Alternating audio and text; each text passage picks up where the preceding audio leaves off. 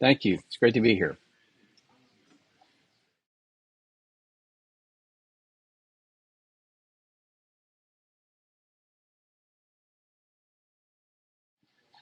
Well, there's several reasons.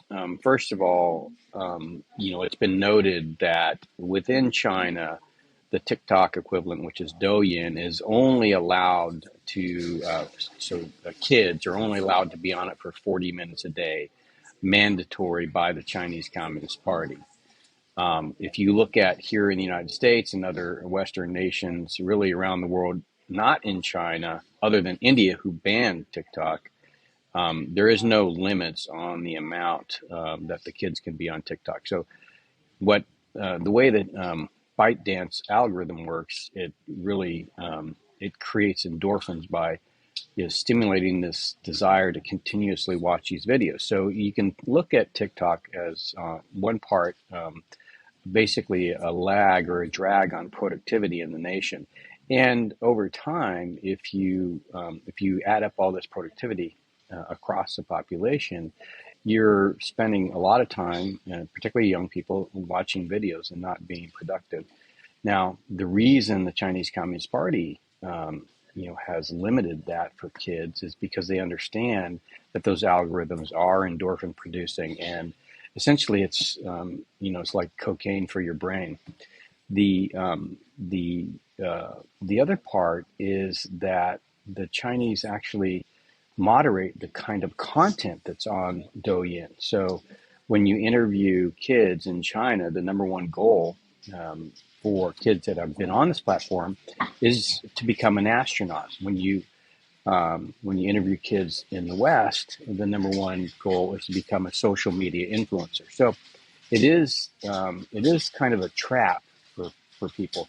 The other thing that the Chinese Communist Party does through this platform is send messages. So those messages aren't just for the Chinese people; they're for anybody that they create messages that allow them to essentially appreciate the Chinese Communist Party or China and China's policies. So it's in many ways a new type of psychological warfare tool that's leveraging algorithms that were developed for the purpose of getting people hooked on the app.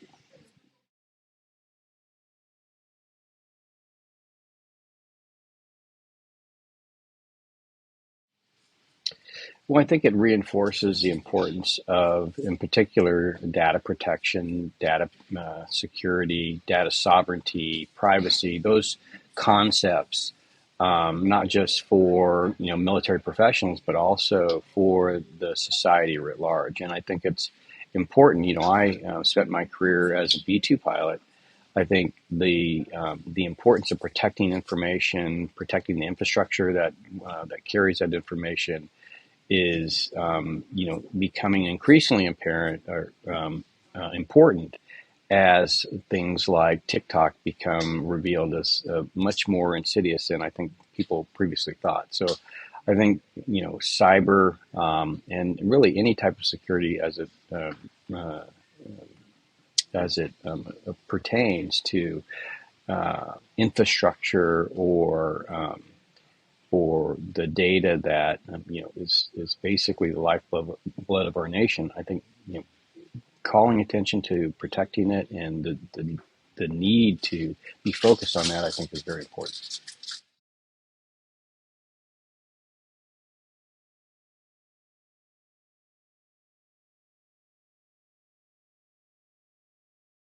Right. So as you know, infrastructure today is really built on a legacy of a highly centralized architecture. We have huge data centers, like Amazon Web Services, um, but we also have huge data centers for the telecommunications companies. And the way the networks are built today, those data centers are often hundreds or if not thousands of miles away from where those cell towers where that information comes from, and those cell towers that the brains that are in these data centers need to control. Um, Two Christmases ago in Nashville, we had the bombing of the AT&T switching center that basically took out the cell towers in Tennessee and surrounding states for up to 2 weeks. And that's because they were cut off from the brain. And so what Semper seeks to do is to create infrastructure that's resilient, that can't be, just with one target take out an entire state's infrastructure, because we put the brains on the cell tower. We also harden them for things like gunfire and EMP and tamper. These are all things, as you know, that are important to cybersecurity.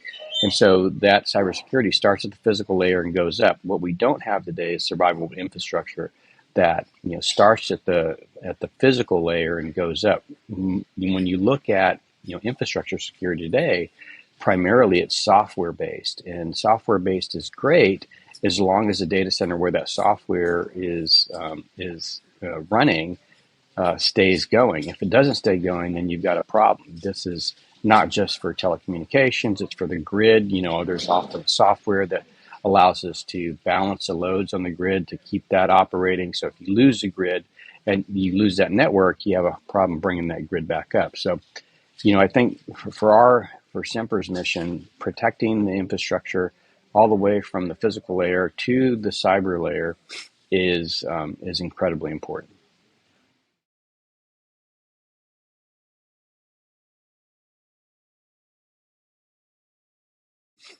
Well, as you know, a high altitude nuclear burst can create something called an electromagnetic pulse.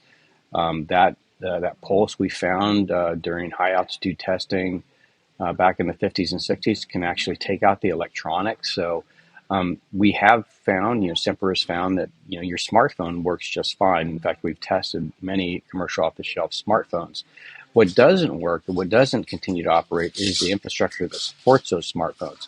Today, we rely on alerting through smartphones. It used to be radios. It used to be also speakers that were in your communities that would warn you that we were under attack, or there was some kind of a national emergency, or perhaps disaster coming and you needed to take shelter. Today, we use a smartphone.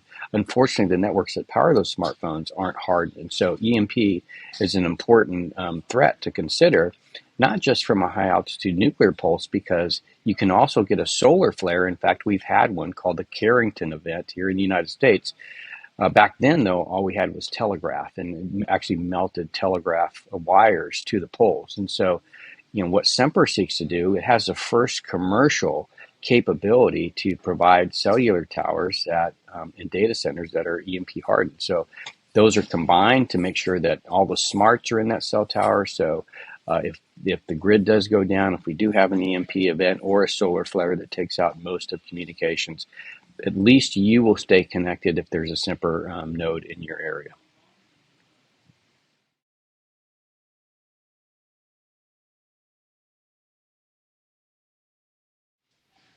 Thank you. This has been the MilCyberSync Podcast, brought to you by the Military Cyber Professionals Association. If you're listening to us on your favorite podcast app, make sure to like and subscribe.